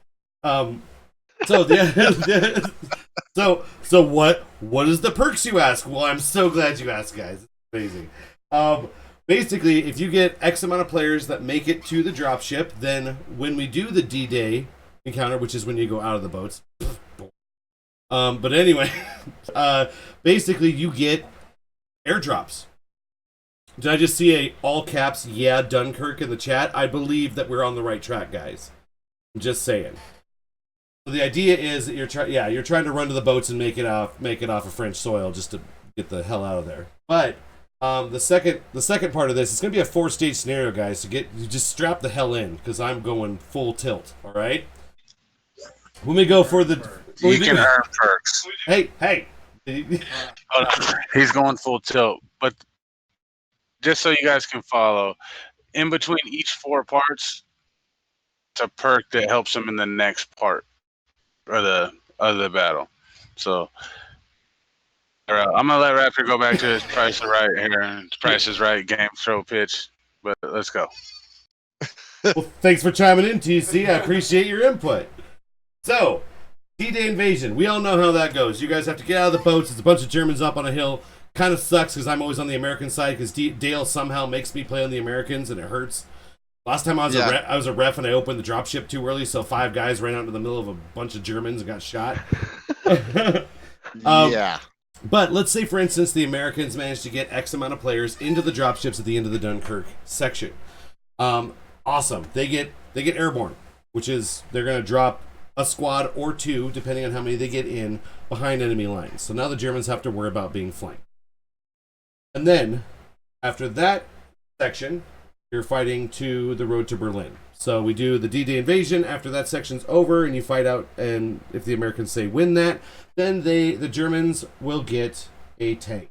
And we don't have a physical tank. Why do you need that? We've got Dale in a giant juggernaut suit with dual bazookas, and a guy handing him another bazooka whenever he runs out of ammo, so he's constantly getting reloaded. He's a Tiger tank. So he's defending, and the idea behind that one is the road to Berlin means there are 4 flags leading to the city. The objective here is to take all 4 flags for the Americans, or the Germans to hold all 4 flags. Whatever the end result of that is determines how many respawn points the Germans have in Berlin at the fall of Berlin. So basically, if the Americans take all 4 flags, the Germans have 1 respawn point for the final battle inside the city. If the Germans manage to hold all 4 flags, then they have 5 respawns, which is really fun for them. Or whatever. I'm not good at the math. 2 plus 2 is Jello. Right? The point being is that each section of this game, we're playing through the entirety of World War II, minus Italy, because that whatever. But the point being, the point being is we have 4 sections there.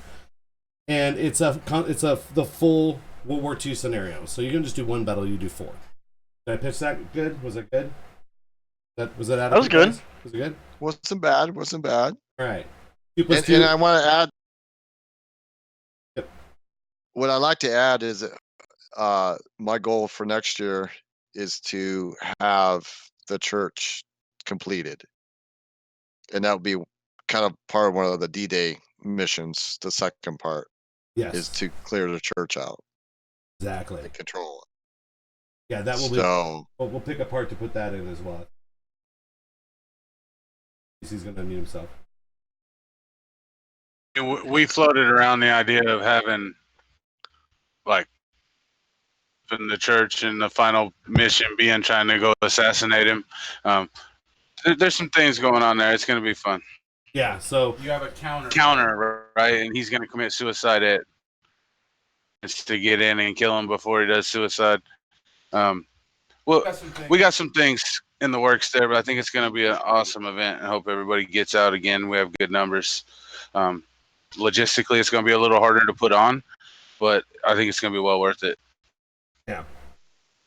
So we're gonna wrap this up a little bit. And so first thing I'm gonna do is I want to thank all three of you guys for being on the show. We're gonna talk a little bit about some events coming up. So Dale, first of all, you, Nitehawk, we have a game coming up next weekend, 27th, right?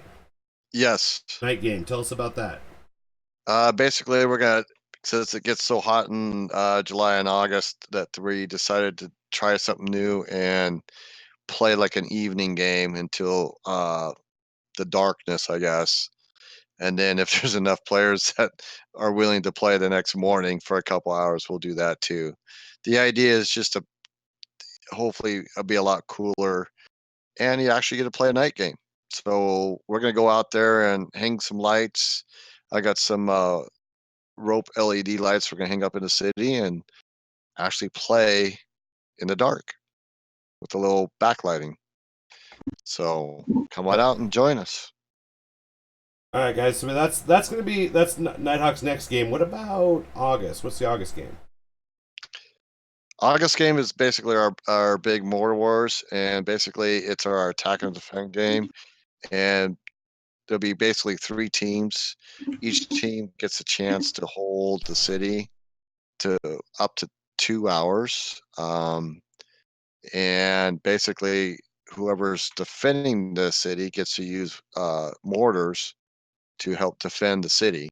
And if it's used right, and I mean used right, you can actually defend for 2 hours. It's been done. And basically we use water balloons as mortars, but it takes a 3-man crew to launch the water balloons. And what's cool about it is you can actually launch them over the trees and over the buildings, and they'll actually go farther than paintball. So, like I said, each team gets to. I'll show you guys a picture of the mortar. Someone who's got a picture of it? I do. Gotta get rid of it. Hold on, it's gonna cycle through. I thought that was you, Dale, so that's like coming.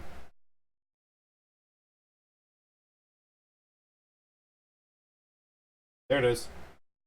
Alright guys, so if you see that, that's the mortars. On stream. Oh, look! Yep. And Brandon. Exactly. And that's an awesome picture. You're welcome. There's Firestorm right there. Thank you, Mama Bear. There's him with his badass. Alright, we're gonna show some pictures Yeah, here. look at that. That's an old school. Firestorm is good. It's me and Firestorm in the car, trying to play Glamour. I'm doing the fish pouty face. Oh, look at that. Yep, here we go. Venom. Yeah, we got a picture. What's this have to do with Dale's schedule? I don't know. He was talking about the 3-man mortars. I want to show an example of that, so I want to show. Okay. All right. And then after that, end of September is our cancer care, and I believe we're gonna do a little on Save It Private Ryan, and it's basically be saving Pink Floyd. And basically what that is, we got pink flamingos that we have to. Pink Floyd. Yep. I will. Maybe we can get check on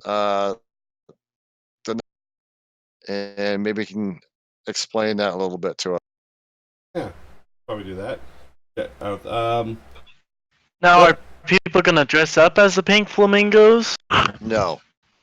It sounds like you just had a volunteer. Yeah. It sounds like what? Sounds like you just had a volunteer to dress up like a pink flamingo. He just got excited about it too. No. Hey, Dale. Yeah. I know the game schedule is great, and we have it on the Facebook page. If you go to the Nitehawk Paintball, even I don't know why we have airsoft in the name, but that's okay. Schedule's on there, but why don't you go ahead and launch? Let them know about your build day that's coming up too. So we can get the ground breaking. August 10th is basically groundbreaking day that we're going to actually start working on the church. So I'm going to be getting ready to lay out the foundation for the church. So I will need as many hands as we can get. There's a lot to do. If we get too many hands, I can also, there's other side jobs, some things that need to be fixed on the field. But the main thing is basically is breaking ground to put down the foundation for the church. All right, we'll be out there. We'll be there. All right, guys. Now, for those of you guys that are watching that are not, I can see. All right. So, for those of you guys who are watching that are from outside of the North, even there's some games going on in the Northwest in this list. I asked a bunch of players to this afternoon to pitch me, as far as field owners, to tell me what games are going on involving scenario. So I'm going to kind of go through some of these with you guys and kind of let these fields out because I want to promote scenario paintball in any way, shape, or form we can. There is, so Ryan Sexton actually tossed us up some games. First one was it's Avid Extreme Sports Park in Oklahoma City is putting on a beach bash on August 3rd. If anybody's in the Oklahoma City area, look up avidextremesportspark.com and check them out. For those of you here in the Northwest, KC Crusaders is actually having a 24-hour game, playing all day and all night. That'll be the 24th and the 25th of August. Check that out. I hear that game is going to be free. I kind of want to go. Where's that at? KC Crusaders. Crazy, you went to KC Crusaders, didn't you? I didn't make it to that game. I didn't, but KC Crusaders is on the west side of Washington State. Yeah, over there. I don't know which exactly. A little bit. I heard it's like an hour and a half, 2 hours south of. Not too far off. In Graham, Washington, on July 27th, not to compete with Dalesfield if you happen to be in Graham, Washington. I don't know where Graham, Washington. It's going to be a Black Hawk Down operation game at that field. I don't know what the name of the field is. They said Black Hawk Down. Well, it's going to be at a field somewhere in Graham, Washington. There can't be that many guys. So go check it out. I tried to pimp them out, guys, but you got to give me a field. Sorry. Super Game East. Oh, I have never heard of this game. What's this? I heard this is like a really obscure side game. It's really small. Yeah. But this is some guy just put it on. It's Super Game East. It's going on August 17th and 18th at OXCC Outdoor Extreme Chesapeake City. Which is, where the hell is that? Well, Chesapeake City, but what state is that in? Somebody help me here.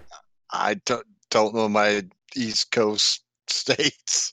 I remember. I think it's Maryland. Maryland? Yeah, I think you're right. I think it's Maryland. I don't remember. I could ask the Solstice guys; they'd know. But it's the East Coast, man. How am I supposed to know that? It's like 3,000 miles away. So there are 3 games that the Mad Ballers are looking at doing. One of them is the Swamp. Hold on a second. I got to open these up. Albany. There's open play at Albany Outdoors, and this is going to be. It is Maryland. It is Maryland. Okay, thank you. See, this is why you have the internet. Right here, fact checker Firestorm. When his mic works, he can give us facts. No, when he brings his mic, it works. The right one. Okay, these are all. I'm pretty sure these are all in Oregon and Washington. These are all Northwest games. We have open play at Albany Outdoor. I'm not sure if that's probably in Albany, Oregon. I'm assuming. No sign language, TC. TC's got some sign language. We have Star Wars at the Swamp on August 11th. That's the Swamp. That's Shrek Swamp, right? I'm assuming. Yep. Confirming chat, guys. Okay, Star Wars game. We got a MagFed scenario at High Desert. I'm not sure where that's located, but there's a MagFed game there. Paintball camp out with guests with Greg Hastings at Sniper's Den on August 23rd and 25th. So Greg, although they misspelled Hastings, they spelled it as Heistings. So that's kind of fun. Well, that's awesome. It's okay. It went over his head. Yeah, he's stealing the paintballs. And and then obviously somebody else advertised the 24-hour game. TC wants to chime in. It'll bounce right off him. Don't worry about it. Yeah. There will be a 5-man tactical tournament July 20th at Action Acres. Anybody know where that is? Okay. Yeah, Well, it's down here in Oregon. check Yeah. out Action. Yeah. Oh yeah, you're down there. Yeah. That's already a super game. We got that. We got What about the swamp? Swamp has Star Wars game going on. They just did what was it? Fight for the Cure. Yes, they did. Shoot for the cure. Now. How'd Yep. that go? Shoot for the cure. It went great, and so has Shrek's surgery on his hip. He went Yes. really well too. Well, Okay. that's good. We're working on Awesome, having, Shrek. I'm gonna see if we can get him on the show. That's why I deliberately put the team or field owner summit. God, I can hear myself. It's annoying. It's so weird. We gotta fix this. I just want to say, go give Shrek a holler on his Facebook page or on his team page. Show him some love. He's a great guy. He's recovering. So if you take a couple minutes, go let him know you're thinking about him. That'd be awesome. Yeah. Yep. I We know love how you, Shrek. Jack, we love you too, man. Although I do know how you hurt your hip. You kept running into trees, running at full speed. Shrek is the only guy I know of that I saw. The big guy saw hauling, and I'm like, oh, how does he stop? And you see in the distance, you see a tree kind of just wiggle because he ran into it. And bend down. Yeah. So I was like, dude, don't do that, and your hip will be fine, man. Come on. Love you, Shrek. But so here we have Operation Cactus at Lingelstown Paintball Park on July 27th and 28th. I need to know, guys. For future reference, we need states. Just saying, because I don't know where Lingelstown is. Lingelstown Paintball Park. TC, fact check. Fat check. Ace, fact check. Hey, co-producer. Get on it. Yep. All right, we got. By the way, I have a lot of games Is to go he through here, guys. frozen? But I can't see his face. no, he's like. We have Operation Defiance 2, Veil of Chaos. That one sounds just awesome by the title. That's at OSG in New Hampshire, August 31st and September 1st. And Lista Mosley, which we met at Forest Fire, is going to be the Red General. So I told her that if she comes up here, which I think she's going to be playing a game sometime up here, Battle of the Bulge is what she wants to play up here. I said I will only play with her if I get to shoot at her. So this is how that works. So We can make that happen. yeah, so she's coming up for that one. So they chimed in on that one. High Desert, there's another MagFed scenario, the High Desert one that we talked about. Dale, I have your calendar up here, so we got June. Nitehawk. Oh, we do have a zombie game on October 19th. Yep. Yep, okay. Turkey hunt in November. Yay! Yep, and they have a well, that's Speedball. Sorry, guys. Bye. Northwest Paintball Park, August 31st. Pump versus Semi. It also is a Customer Appreciation Day, so everyone gets free admission August 31st at Northwest Paintball Park. That's the Bremerton field. Oh, wow. Yeah, that's where Kyle's at. Hi, Kyle. Are you on here? I don't know. I can see him on there. If you see a guy named Storm King in the chat, that's Kyle. I can't read the fine print, so I Oh wait, Dad, I got you. Hold on. Oh, hey, you got my glasses? Get your bifocals.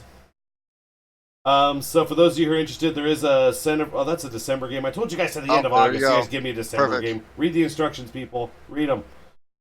We got an event. There we go. Battle of the Bulge. Battle of the Bulge is at Forest Fire, Arlington, Washington, July 27th. Awesome. So that's going to be coming up. August 3rd, Big Trouble and Little Terrortown. Red Dot West in Linden, Washington. Know where Linden is? Is that West Coast? No, that's west of us. East of us is Idaho. Oh, that's right. Wait a second. I'm in Texas. There's a big My state over there. directions are really screwed up. All right, guys, and those are the fields we have. And by the way, guys, I want to start this up every game. I want you guys to pimp out your events. I want you to tell us about them because who knows. Dale and I might decide to take a trip over to like Maryland or New Hampshire or something. That's right. Pull TC along. We'll pull the plane over. Yeah. We'll stuff them in our suitcase. Yep. Gator. He's got to remember to bring his headphones. What was that, Raptor? Oregon's as far as we go. Oh. Hell no. No, I want to make some trips here, but we'll see. Raptor, what was it you said? Oh, I need to have Dale finish the gear review. What is that? The Grim Reaper. What? Dale did finish the gear review. He talked about Yes. so far, what did we talk about, guys? We talked about the Irregulators. We tooted our own horns with that. We're awesome, which we are. Just let's face it. But everybody else is awesome too. But our team's pretty cool. And I love the fact that we're a family. And I just want to say that you guys are all the best. And then we talked about gear. We talked about new gear. We said, hey, you should get a Tipman and a Spider, and not the new ones that Paintball shops want to sell you. Yeah, I think we pretty much touched on everything we wanted to touch on. If you guys got any ideas, leave them in the chat. Things you want to see on the show. Cover.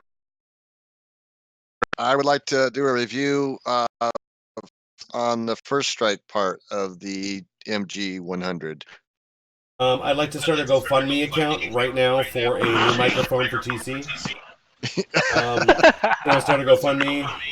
I think a new computer might help too. Yeah. Holy shit. We're going to need a GoFundMe to shoot first strikes. I don't know who can afford that. Yeah. Hey, a GoFundMe for lighting on his TC's face so I could actually see him smile. Hey, right now it's perfect. Flashlights are $1 at the dollar store. Yeah, a flashlight in his forehead. Oh, hold on. Super Game West, Super Game Indiana, Super Game East. Yes. Super Game. And so the review, Dale, do you have anything else you want to touch on for the MG100? Anybody in chat have anything they want to ask Dale about the MG100? Yeah, bring your comments. I mean, I can check them out. Like I said, I will have it at the next night game. There's TC. Oh. He's got a white beard. He's blue. Holy, yeah. That's called a wisdom enhanced beard. Is that a Smurf sighting? Hey, is that Papa Smurf? We got our first donation, $8 for a microphone. You can give it to us in bits on Twitch. How about that? There we go. So for those of you guys who have watched this show, obviously we need money, so we have a Patreon account. That's not what I meant, guys. If you guys do like what we do and want to see this channel, this show grow, this is one section of it. But if you want to see this continue to grow and want to support artists, and you guys want to help us out, there's a couple ways you can donate. Check us out on Patreon. Everything's down in the description of this channel. If you guys scroll down, you can see our Patreon account. You can also see direct donations through PayPal if you would like to, and it all goes back into this show. So, other than that, we've pimped out all the show, all the other games. Does anybody else have anything they want to talk about while we're here, since we got you here? 2020 is going to be a way better year. Yes, I'll give you that. Yes, and we'll have technical issues every show. We're going to have a technical issue, just so you guys know. No matter what, we're going to have mainly TC, but that's okay. Yeah. All right, guys. This is some grade A nonsense. Yep. Welcome to the Irregulators. I'm using borrowed equipment here at the moment. That's and all Raptor right. gave me Value Village stuff. We'll get you a costume too. All my good shit's on my computer. Yeah, it's all right. I'm gonna be better set up for the next one. You're lucky you didn't get 2 cans with strings going through them. Like, hey, I'm TC. Hey Raptor, Crazy 8 sent the link for the eBay thing. Oh, the eBay. Oh, eBay for the gaming headset. God damn it, Crazy! That was funny. Damn it, good. $8. It's $8 too. Well, at least he hasn't froze up, so that's good. Yeah. So, if you guys get the chance, this will be up on YouTube. I don't know how effective that'll be with us. Well, we'll just put it up unedited, guys. I'm not editing this at all. It's a little glitchy. Yeah, but we're gonna we'll put this up on YouTube, and then next episode we'll do something different. We're gonna probably do I'm gonna do a team captain summit. So I have a couple of team captains that are gonna come on and talk with us, and we'll do kind of something similar, but we're gonna talk about the perspective from somebody who started a team and why they started doing that. The idea of this is to give you guys a voice. You guys obviously can talk to us in chat, have interaction, have input into it. One of the advantages of doing our Patreon is the fact you get access to our Discord server, and I have a Patreon only section, and that's where we get comments and the most input on the show. So, and also we'll have a new headset next time for OTC. Unless you're an irregulator. Irregular, then you're in. You get VIP access already. All right, guys. Well, first of all, everybody in chat, thank you for the follows. I think we went up by a good chunk actually this game. I didn't keep count. We had a lot of followers jump in, and if you guys want to continue, mention it to your friends. And the next episode will be next month, third Thursday of next month. I will Friday put of next month. Yeah, if you want to find out, Don't do Fridays. No Yeah. Fridays. No, can't do Fridays. Yeah. Dale's doing setup. I get too busy. If you guys want to see, Hell, you're old. You can't be that busy. Oh my god. You so, don't run a have you field. seen? So, for those of you guys who are interested in finding out what's going on with us and the show and everything, we're going to keep all the air times. Everything's going to show up on defortification.com, just like this channel, just the website, defortification.com. Post up our air times. We're going to have links to these episodes so you can see them. Everything's going to be there. So if you are curious, want to know what time it is, and want to know about any of the games we just talked about, this game will probably be putting them up. So everything I listed in there we'll put up on the website as well. So, other than that, guys, thank you very much for watching, and you guys have a great night.